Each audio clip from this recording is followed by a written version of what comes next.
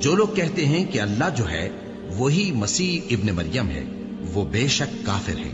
ان سے کہہ دو کہ اگر اللہ عیسیٰ ابن مریم کو اور ان کی والدہ کو اور جتنے لوگ زمین میں ہیں سب کو ہلاک کرنا چاہے تو اس کے آگے کس کی پیش چل سکتی ہے؟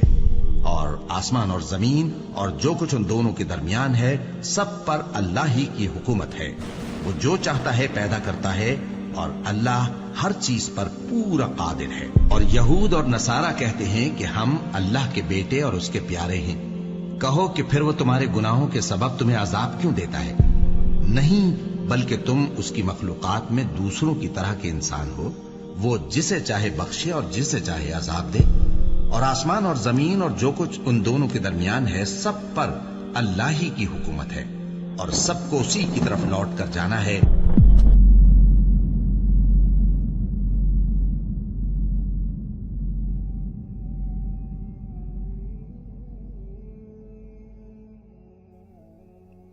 اب وہ آخری رکوع جس کے اوپر میری الگ سے ایک ویڈیو موجود ہے، اللہ تعالیٰ کی حضرت عیسیٰ ابن مریم سے یہ بڑی سخت گفتگو ہے، یہ کلائمیکس ہے چونکہ سورت کا۔ وَإِذْ قَالَ اللَّهُ يَا عِيسَى ابْنَ مَرْيَمَ، اور یاد کرو وہ وقت کہ جب عیسیٰ ابن مریم سے اللہ تعالیٰ فرمائے گا، یعنی گویا کہ یہ ہو چکا پاسٹ ٹینس کے سیگے میں، جس طرح پاسٹ ڈیفینیٹ ہے اسی طرح سمجھ لو یہ مستقبل ڈیفینیٹ ہے، ہو چکا۔ أَأَنْتَ قُلْتَ لِلنَّاسِ اتَّخِذُونِي وَأُمِّيَ إِلَٰهَيْنِ مِن دُونِ اللَّهِ، کیا تو نے لوگوں سے کہا تھا کہ تجھے اور تیری ماں کو اللہ کے سوا معبود بنا لیا جائے؟ اس میں پتہ چل گیا من دون اللہ کون ہو گیا؟ عیسیٰ ابن مریم بھی اور ان کی والدہ، اولو العزم پیغمبر بھی 5 میں سے، اور اولیاء کی سردار بھی یعنی ان کی والدہ بھی۔ جی من دون اللہ بت ہوتے ہیں، بت بھی ہوتے ہیں، فرشتے بھی ہوتے ہیں، جن بھی ہوتے ہیں، پیغمبر بھی ہوتے ہیں، جب لوگ انہیں اللہ کے مقابلے پہ کھڑا کر لیں، ورنہ پیغمبر جو ہے وہ حزب اللہ ہے، لیکن جب اللہ کے مقابلے پہ آئیں گے تو توحید تو ننگی تلوار ہے۔ قال سبحانک، انہوں نے کہا اے اللہ تو پاک ہے۔ کیا لطیف اشارہ ہے، اب یہ ہم ترجمہ نہیں کر سکتے یہاں پہ، اس کے اندر کیا قیامت مضمر ہے کہ اے اللہ غلطیوں سے تو صرف تو پاک ہے،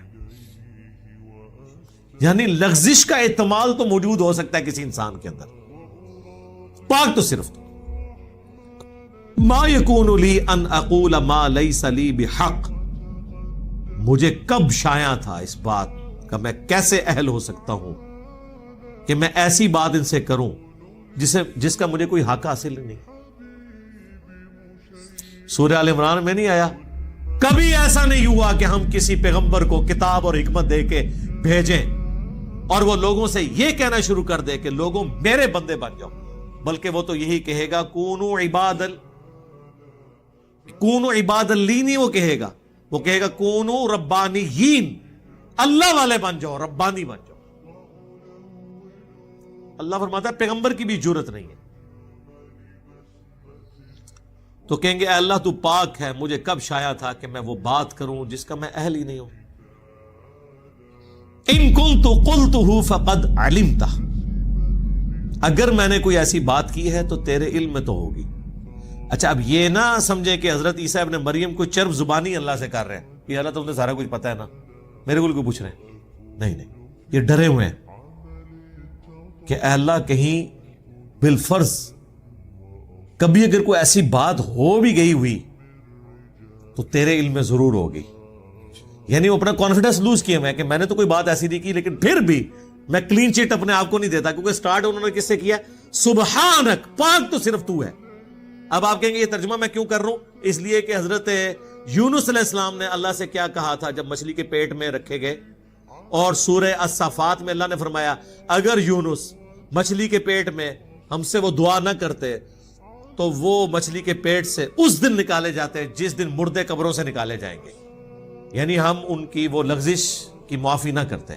کیا دعا کی تھی؟ لا الہ الا انت سبحانک، اے اللہ تیرے سوا کوئی معبود نہیں، پاک صرف تو ہی پاک ہے، انی کنت من الظالمین، بے شک میں ہی ظالم ہوں۔ پیغمبروں کو ہم معصوم عن الخطا کہتے ہیں، پاک نہیں ہوتے وہ والا پاک جو سبحان ہے، وہ سبحان اللہ ہی ہے۔ سبحان الرسول کہیں پڑھا آپ نے؟ نہیں، ہو ہی نہیں سکتا، ہو ہی نہیں سکتا۔ کمزوریاں ہر انسان کے ساتھ لگی ہوئی ہیں. دیکھیں جو بلٹ ان کمزوریاں ہیں اس سے تو نہیں کوئی نکل سکتا. اللہ کھانے پینے کا محتاج ہے کہ نہیں. اور پیغمبر ہے. سورۃ المائدہ میں ہے عیسیٰ ان کی ماں روٹی کھایا کرتے تھے, کھانے کے محتاج تھے. تو یہ کمزوری ہے, گناہ نہیں ہے, لغزش نہیں ہے, ایک کمزوری ہے ان کے اندر. پاک صرف اللہ کی ذات ہے, پیغمبر معصوم ہے, پاک نہیں ہے. اب دیکھیں اللہ تو پاک ہے, مجھے کب شایا تھا. بالفرض اگر میں نے کوئی بات کی بھی ہے, تیرے علم میں تو ہے, تعلم ما فی نفسی ولا اعلم ما فی نفسک, تو جانتا ہے جو کچھ میرے جی کے اندر ہے اور میں نہیں جانتا کہ تیرے جی میں کیا ہے. یہ ہے وہ ڈر کہ اللہ تو نے اب کیا فیصلہ کیا ہوا ہے, یہ جو میری پرسش ہو رہی ہے تو اب کرنے تو کیا جا رہا ہے, مجھے نہیں پتا. تقدیر کا کیا فیصلہ ہے وہ تیرے علم میں. یہ کون کہہ رہا ہے؟ پیغمبر, اولو العزم پیغمبر. تو بابت شاہی کوئی نہیں سرکار. ایک کہندے نے جناب وہ شیخ عبد القادر جیلانی فرمایا میں تے جنت ہی نہیں جانا جب تک سارے مرید نہ لے جاؤں. اور سرکار اتنے تمہیں کھنگن نہیں دینا کسی نے. اتنے تے پیغمبر دیکھ رہو, وہ بھی کہہ رہے ہیں یا اللہ تو پاک ہے, کیتا کچھ بھی نہیں, پچھلے نے کیتا ہے. جواب دے حضرت عیسیٰ ابن مریم ہو رہے ہیں انکا انت علام الغیوب, بے شک غیبوں کا جاننے والا تو ہی ہے. دیکھ لے علم غیب بھی کلیئر ہو گیا. مجھے نہیں پتا تیرے جی میں کیا ہے, تجھے پتا ہے, اور پھر الٹیمیٹلی پتا تو تجھے ہی ہوگا. مجھے تو اتنا ہی پتا چلے گا جتنا تو وہی کے ذریعے بتائے گا. عالم الغیب تو صرف تو ہے. ما قلت لهم الا ما امرتنی, میں نے تو صرف ان سے وہی کچھ کہا تھا جو تو نے مجھے حکم دیا تھا. امرتنی بھی, میرے ساتھ جو حکم تو نے نازل کیا, ان اعبدوا اللہ, کہ عبادت کرو اللہ کی, ربی و ربکم, جو میرا بھی رب ہے اور تمہارا بھی رب ہے. میں نے تو توحید کی بات کی, اپنا رب بھی تجھی کو مانا اور اسی کی تبلیغ اپنے ماننے والوں کو کی. وَكُنْتُ عَلَيْهِمْ شَهِيدًا مَا دُمْتُ فِيهِمْ, اور اے اللہ میں اس وقت تک ان پر گواہ تھا جب تک کہ میں ان کے اندر رہا. فَلَمَّا تَوَفَّيْتَنِي, اور جب تو نے مجھے پورا کر دیا. میں ترجمہ یہ نہیں کر رہا کہ تو نے مجھے موت دے دی, کیونکہ سورۃ النساء میں واضح طور پر اور سورہ آل عمران میں اشارتاً موجود ہے کہ آپ کو زندہ اٹھایا گیا. باقی تفصیل کے لیے میری وہ ویڈیوز دیکھ لیں, حیات مسیح اور نزول مسیح. جب تو نے مجھے اٹھا لیا, کنت انت الرقیب علیہم, اس وقت تو ہی ان پر گواہ تھا. یعنی میں حاضر و ناظر کوئی نہیں تھا وفات کے بعد. یہ کہتے ہیں نا جی اللہ کے نبی علیہ السلام مدینہ شریف میں قبر میں ہے, لیکن وہاں بیٹھے ہوئے ہمیں دیکھ رہے ہیں, یہاں پہ موجود نہیں ہے لیکن دیکھ رہے ہیں. لیکن عیسیٰ ابن مریم کیا کہہ رہے ہیں کہ جب تو نے مجھے اٹھا لیا میں ان پہ گواہ بھی نہیں تھا. وَأَنْتَ عَلَىٰ كُلِّ شَيْءٍ شَهِيدٌ, اور تو ہی ہر بات پہ گواہ ہے. یعنی عقیدہ حاضر و ناظر بھی کلیئر کر دیا. کوئی پیغمبر حاضر و ناظر نہیں ہے. ہمارے نبی کے بارے میں سورۃ القصص میں آیا, نبی جب ہم نے موسیٰ علیہ السلام کو پکارا کوہ طور پہ, نہ تو آپ وہاں موجود تھے اور نہ آپ دیکھ رہے تھے, نہ آپ شاہد تھے, نہ فزیکلی موجود تھے نہ شاہد تھے, نہ حاضر تھے نہ ناظر تھے. یہ اللہ کی کوالٹیز ہیں کہ وہ ہر چیز کا احاطہ کیے ہوئے اپنے علم سے. یہ سیم الفاظ ہیں جو بخاری مسلم میں نبی علیہ السلام نے اپنے ساتھیوں کے بارے میں بولے ہیں کہ بخاری مسلم دونوں میں حدیث موجود ہے, میرے حوض کوثر پہ میرے اصحاب لائے جائیں گے, میں کہوں گا اصحابی اصحابی, یہ تو میرے ساتھی ہیں. مجھے بتایا جائے گا اے اللہ کے نبی آپ کو نہیں پتا آپ کی وفات کے بعد یہ دین سے الٹے قدم پھر گئے تھے. اور بخاری میں موجود ہے یہ وہ لوگ تھے جو حضرت ابوبکر کے دور میں مرتد ہوئے, منکرین زکوٰۃ بن گئے, جن کے خلاف حضرت ابوبکر کو تلوار اٹھانی پڑی. فتح مکہ پہ یہ لوگ مسلمان تھے. تو پھر میں کہوں گا کہ سحقن سحقن لمن غیر بعدی, ان پہ پھٹکار ہو, ان کو مجھ سے دور کر دو جنہوں نے میرے بعد میرے دین کو بدل دیا. اور پھر بخاری مسلم الفاظ ہیں, میں اس وقت وہی کہوں گا جو عبد صالح عیسیٰ ابن مریم کہیں گے. کیا پھر حضور نے یہ آیت تلاوت کی کہ اے اللہ جب تک میں ان میں موجود تھا ان پر گواہ تھا, جب تو نے مجھے اٹھا لیا پھر تو ہی ان پر گواہ تھا. اب یہ اگلی آیت, ان تعذبہم, اگر تو انہیں عذاب دے, فإنہم عبادک, تو یہ تیرے بندے ہیں, تو مالک ہے ان کا. وَإِن تَغْفِرْ لَهُمْ، اور اگر تو ان کو بخشی دے، فَإِنَّكَ أَنْتَ الْعَزِيزُ الْحَكِيمُ، تو غالب ہے، حکمت والا ہے، تجھ سے تو کوئی نہیں پوچھ سکتا کسی کو بخشنا چاہے تو۔ اللہ اکبر۔ اس بات کو کرنے کی ضرورت کوئی نہیں تھی، لیکن اس ایک جملے نے مسلمانوں کا عقیدہ کلیئر کر دیا۔ اسی سورۃ المائدہ میں آیت نمبر 72 میں عیسیٰ ابن مریم جو دنیا میں خطبہ دیتے تھے، یا بنی اسرائیل اعبدوا اللہ ربی و ربکم انہ من یشرک باللہ فقد حرم اللہ علیہ الجنہ ومأواہ النار وما للظالمین من انصار۔ اے بنی اسرائیل اولاد یعقوب، عبادت کرو اس رب کی جو تمہارا بھی رب ہے، میرا بھی رب ہے۔ بے شک جس نے اللہ کے ساتھ شرک کیا، اللہ نے ایسے شخص پہ جنت حرام کر دی ہے اور اس کا ٹھکانہ آگ ہے اور وہاں اس کا کوئی مددگار نہیں ہوگا۔ یہ بات جو حضرت عیسیٰ ابن مریم دنیا میں اپنے ماننے والوں کو بتاتے رہے، قیامت کے دن وہ اپنی بات بھول جائیں گے؟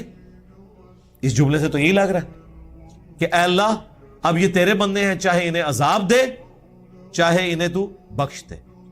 جبکہ دنیا میں تو عیسیٰ ابن مریم یہ کہہ کے گئے تھے جو مشرک ہے اس کا ٹھکانہ جہنم ہے، اس پہ جنت حرام ہے، یعنی بخشش کوئی نہیں اور کوئی مددگار بھی نہیں۔ اور یہاں عیسیٰ ابن مریم تو مدد ہی کر رہے ہیں، گویا کہ سفارش کر رہے ہیں کہ یا اللہ تیرے بندے ہیں، چاہے بخش دے چاہے عذاب دے۔ تو یہ اللہ نے میرے پہ حکمت کھولی ہے، میں نے کہیں اس بات کو نہیں پڑھا، اس طرف اشارہ، اور مجھے بھی کچھ عرصہ پہلے یہ دماغ میں بات آئی کہ جان بوجھ کے اللہ نے ایسا کیا ہے کہ تاکہ اگر کسی کو وہم ہے نا کہ یہ دنیا میں ڈرانے کے لیے باتیں تھی، آخرت کوئی نہ کوئی جیک لگ ہی جائے گا، کوئی بابا پھڑ کے کوئی زبردستی یا اللہ من وضو کرایا سی نے، تو انہوں نماز نہیں آتی تو انہوں وضو نے کہ کرایا ہونا ہے، اے بے تے پڑھ دینے، عربی سیکھی نہیں ہوئی۔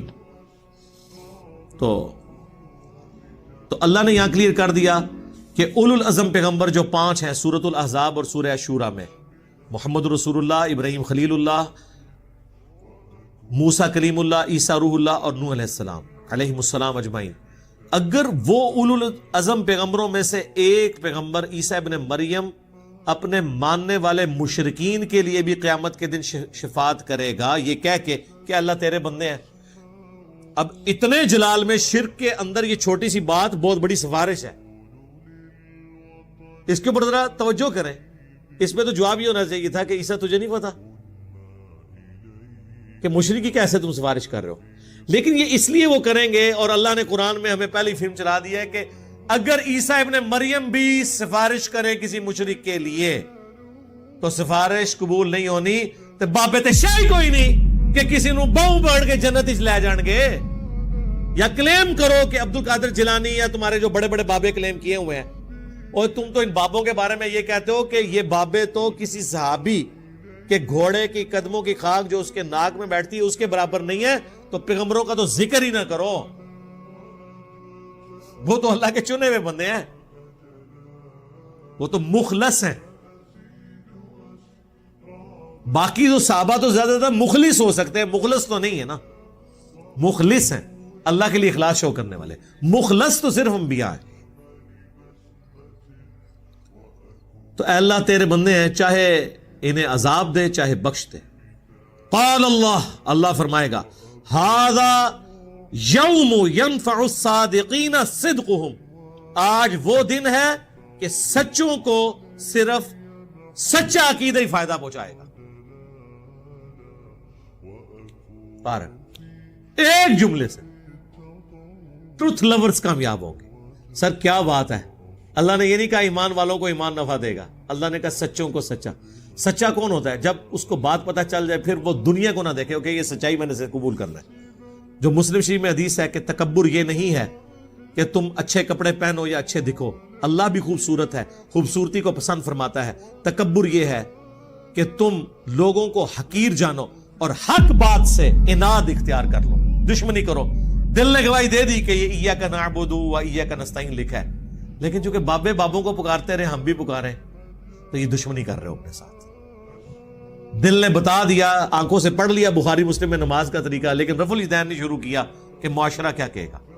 ہاں 11ویں کھاتے رہے عبد القادر جیلانی کے نام کی، لیکن عبد القادر جیلانی نے جو نماز کا طریقہ اپنی اس کتاب میں لکھا جس کو خود چھاپ رہے تھے، رکوع میں جاتے وقت اور رکوع سے اٹھتے وقت رفع الیدین، اس پہ عمل نہیں کیا.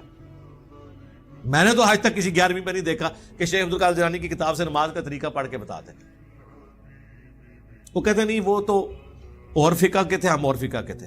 اس کا مطلب ہے کہ آپ کا پیران پیر اس فقہ پہ عمل کرتا تھا جو نبی علیہ السلام نے طریقہ چھوڑ دیا ہوا تھا. تو جس پیر کے علم الغیب کا، آپ تو کہتے ہیں آپ کا پیر آپ کے ساتھ ہوتا ہے، جس کے علم کا یہ لیول ہے کہ اس نے پوری زندگی نماز ہی وہ پڑھی ہے جو حضور نے ختم کروا دی تھی، جدی نماز ہی غلط سی، انہیں تو انہوں کے دینا ہے. لیکن ایسا نہیں ہے نماز تو آڈی غلط ہے. شیخ عبد القادر جیلانی تو اس کتاب میں بخاری مسلم کے حوالے لکھتے ہیں، ہر بات میں لکھتے ہیں، بخاری میں ہے، مسلم میں ہے، ابو داؤد میں ہے، ترمذی میں ہے. حقیقت بات ہے اگر کوئی بزرگ ہے نا واقعی تو وہ یہ لوگ ہیں جو امت کا ایسا کام کر کے گئے ہیں کہ چاہے کوئی صوفی ہے چاہے کوئی عالم ہے. اب امام غزالی دیکھ لیں، وہ عبد القادر جیلانی سے بھی آلموسٹ سمجھ لیں 100 سال پہلے کے ہیں، وہ بھی اپنی کتابوں میں بخاری مسلم کے حوالے لکھتے ہیں. یعنی رسول اللہ تک پہنچنے کا اگر کوئی وسیلہ ہے نا اس امت میں بکش فارم میں تو یہ حدیث کی کتابیں اور سب سے بڑھ کر قرآن ہے. اور ظاہر ہے کہ حدیث کی کتابیں صحابہ تابعین کے ذریعے ہم تک پہنچا. تو بزرگ تو یہ لوگ ہیں.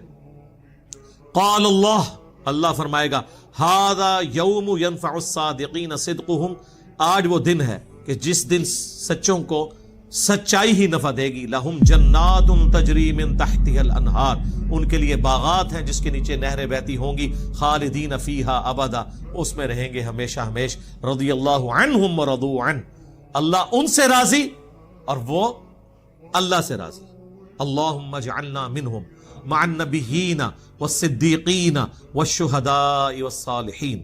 اللہم انا نسألک جنت الفردوس مع النبیین والصدیقین والشہداء والصالحین.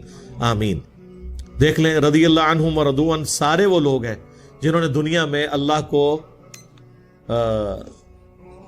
راضی کر لیا، اس کے پیغمبروں کی پیروی اختیار کر لی.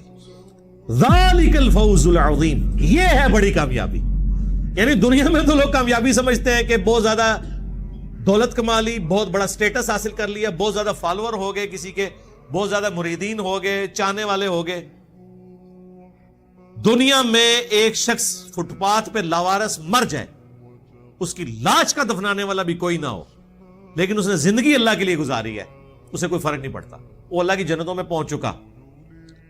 رومن امپائر کی بیٹل فیلڈز کے اندر جو صحابہ تیل کے کڑاہوں میں روسٹ کیے گئے، وہ روسٹ ہوتے ہی جنت میں پہنچ گئے. صحیح بخاری میں موجود ہے نا، جعفر طیار جو حضرت علی کے بھائی تھے، غزوہ موتا میں ان کے 2 بازو کٹ گئے تھے.